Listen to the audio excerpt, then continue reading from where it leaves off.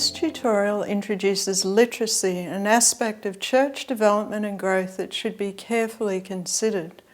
We'll look at what literacy is, how it's viewed in the world today, and why it's an important part of the picture for a church.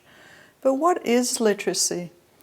The English word literate, originally and for most of its history, meant to be familiar with literature, well educated or learned. It's only since the late 19th century that it's come to refer just to the ability to read and write text. Today, when most of us think of literacy, it's simply the ability a person has to read and write. Here's a definition of literacy that is helpful because it gives a more comprehensive view. Literacy is the ability to read and write and use written information and to write appropriately in a range of contexts. It also involves the integration of speaking, listening, viewing, and critical thinking with reading and writing, and includes the cultural knowledge which enables a speaker, writer, or reader to recognize and use language appropriate to different social situations. So, although literacy is fundamentally about reading and writing skills, it also means much more for the individuals or communities concerned. Literacy brings with it an ability to have access to and use information about the wider world. It gives people and communities the ability to evaluate the influences or pressures on them, and to make wise decisions about them, and even to resist them if they decide to. It also gives them a real voice and opportunities to influence and to benefit from the wider world. Most of us come from highly literate societies where there's a huge amount of environmental text like street signs, food packaging, restaurant menus, instructions, notices, and where we're surrounded from childhood by an almost overwhelming amount of written materials, both print and digital. This can make it difficult for us to understand some of the issues surrounding literacy in societies that are not so rich in literate resources. Literacy isn't only the ability to read and write, but it also involves an individual's capacity to put their reading and writing skills to work in shaping the course of their own life or the lives of their family, their community. In the cultures most of us come from, putting literacy skills to work seems like a very natural consequence of everyday life. We have so much immediately available, easily accessible to read, and we have to engage with written materials on a daily basis. But in other much less literate societies, there is little or no environmental text, and there are few written materials in classrooms or even at home. This makes the illiteracy cycle really difficult to break, and it takes a determined, multifaceted effort, motivating people to learn, providing post-literacy reading materials, making an effort to include adults and children, to see a community eventually come to embrace, enjoy and benefit from literacy in their community. Even though literacy programs do require a lot of effort, they're often very much desired and supported by the community. This map shows world literacy rates. The orange areas have the lowest levels of literacy. The UNESCO Institute of Statistics, in their latest international data, says that the global literacy rate for the population 15 years and older is around 80% for women and 89% for men. But there's still around 781 million adults who can't read and write. 2/3 of those are women.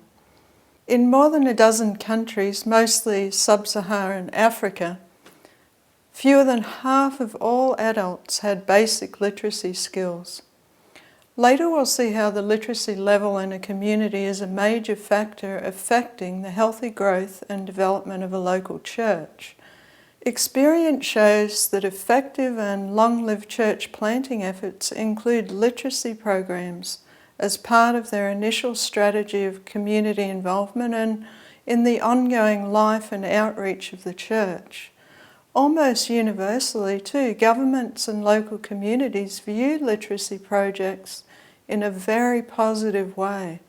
Literacy and other educational work is often really greatly appreciated.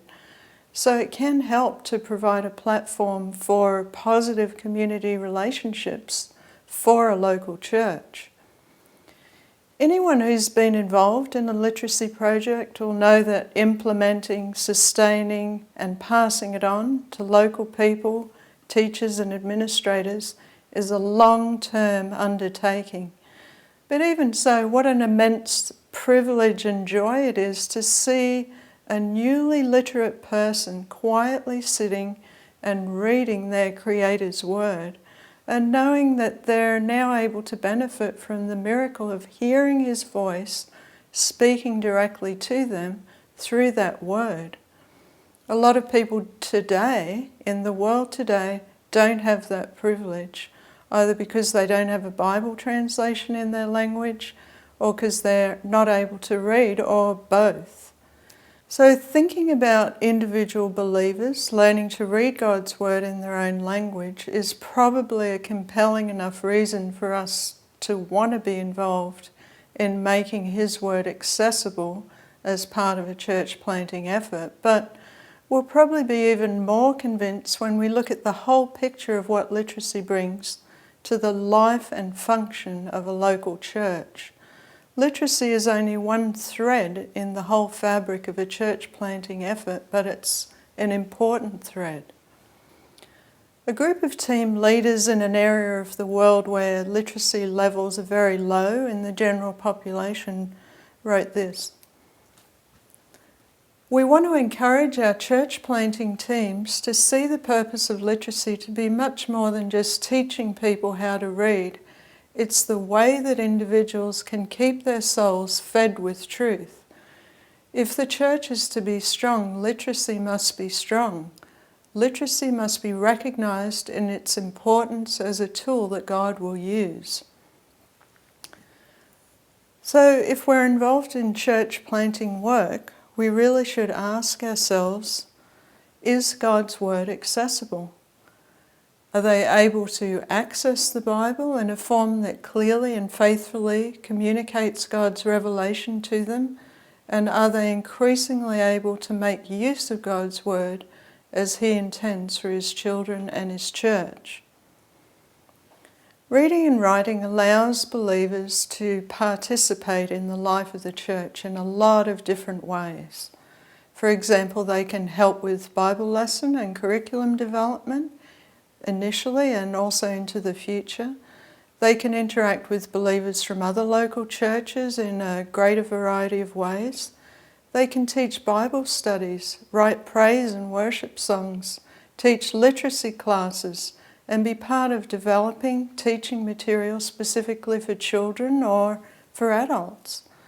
They've got the opportunity to read God's Word for themselves and to grow spiritually through the ministry of the Holy Spirit. They have direct access to God's Word, and they don't just have to rely on a few interpreters of truth. They can take part in outreach activities, education programs, teaching programs. Having the tools of reading and writing and written materials available helps the church in a lot of different ways. For instance, the authority of the Word of God is established through the idea of the unchanging written Word. It's God's Word, not man's teaching.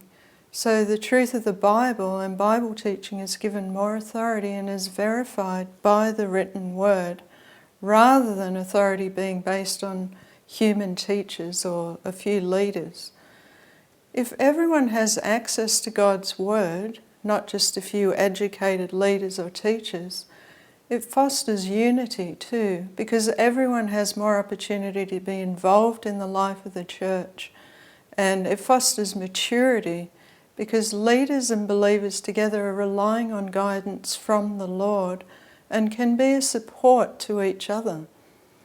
Taught faithfully by local teachers who are able to refer to the written scripture, God's word is better contextualized for the church. They know the deep issues in the community and have the relationships, understanding, and empathy to help their fellow believers to apply truth to their lives. The deep worldview changes that are made are based on the believer's own understanding of Scripture and God's work directly through His Word in that culture, in their lives, not on some outside pressure to change. So this can protect against syncretism developing within the church, because it's God's Word itself that's changing people's minds and hearts. It helps in the discipleship process too, because each believer is reading and growing spiritually, and each teacher, each leader is equipped with the whole Word of God and has access to it. Literacy is vital to each of the key growth and development areas of a church. Charles Kraft said this: "The gospel is to be planted as a seed that will sprout within and be nourished by the rain and nutrients in the cultural soil of the receiving peoples. What sprouts from true gospel seed may look quite different above ground from the way that it looked in the sending society, but beneath the ground at the worldview level, the roots are to be the same and the life comes from the same source." And in Luke chapter 8 verse 11, it says, "Now the parable is this, the seed is the word of God." Hebrews 4:12 says, "For the word of God is living and active and sharper than any two-edged sword, and piercing as far as the division of soul and spirit, of both joints and marrow, and able to judge the thoughts and intentions of the heart." So the fundamental reason to place a high value on literacy in church planting or development work is because it's the power of His Word that changes people's lives. And we can read in 1 Corinthians 2 verse 5 that your faith should not be in the wisdom of men but in the power of God. God's Word has the power to change lives, so we should give that free rein by allowing a person or a local body of believers to engage with it in its written form as well as other forms. God then has the opportunity to speak directly to people through His Word as they read it for themselves.